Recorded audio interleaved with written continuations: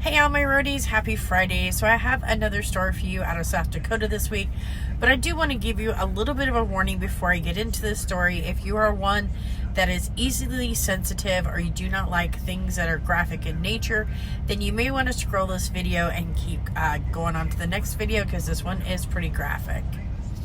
So in Mitchell, South Dakota on Monday at the I-90 Travel Center, a truck driver stumbled across a pretty horrific scene. Now the truck driver was about 9 p.m. on Monday night and he was walking around the truck stop when he saw something really suspicious under a bunch of pallets over in the back of the parking lot. What that truck driver discovered would both sicken and horrify him.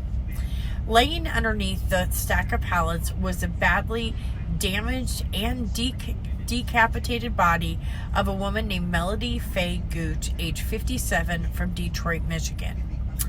Now, when the truck driver found Melanie's body, there was no personal items around her to help identify her. No purse, no ID, nothing that would identify her. So the only way the police were able to identify her was by running her fingerprints.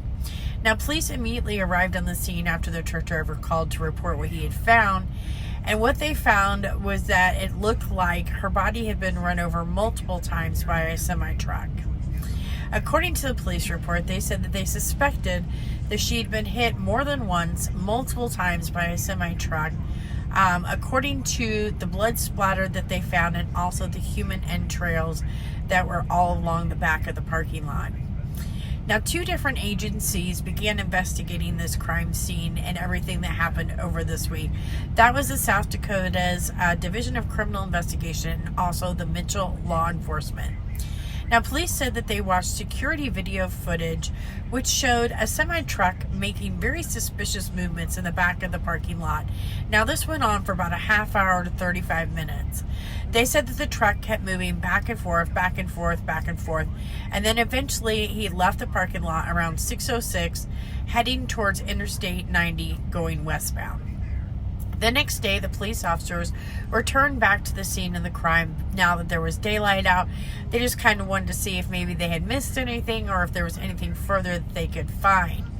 When they returned back to the scene in the daylight, that is when they discovered Melanie's bloody shoes and her decapitated head was in a garbage bag in the back dumpster of the parking lot. In that same security footage that they had looked at earlier the day before, when they looked at it again, they wound up seeing that same semi-truck that was in the video footage from the night before, that he had also been parked by the dumpster and he'd been back there for quite some time, which the police suspect he was probably getting rid of the items that they just discovered. Now, when they were finally able to connect with Melody's family said that she had been traveling with a truck driver named Anthony Harris Sr., also from Detroit, Michigan. They've been trying to get a hold of Melody for a few days, but were unsuccessful. From my understanding was Mr. Harris kept giving him excuses. He told the family that Melody had gone into a grocery store to get food and supplies, and then for whatever reason never came back out, and he hadn't seen her since. He also told the family that a few days later, he wound up finding Melanie's cell phone in the side passenger pocket of a semi-truck, and that mysteriously her phone was broken and he didn't know where she was at or how to get the phone back to her. Now, finally on Thursday, the police agencies were able to finally obtain an arrest warrant for Anthony Harris, age 50, from Detroit, Michigan. Now, during their investigation, they did also contact his employer, who was Transfinity Logistics, and get a hold of his logbooks, which did show that he had been at the I-90 truck stop, and then afterwards he had traveled 22 miles down the road where he shut down for the night after what we are assuming is killing Melody. The police were finally able to arrest Mr. Harris on Thursday, where he was charged with second-degree murder, improper disposal of a body, and he's currently being held on a $250,000 bond. And if he is found guilty on both these charges, he could face life in prison.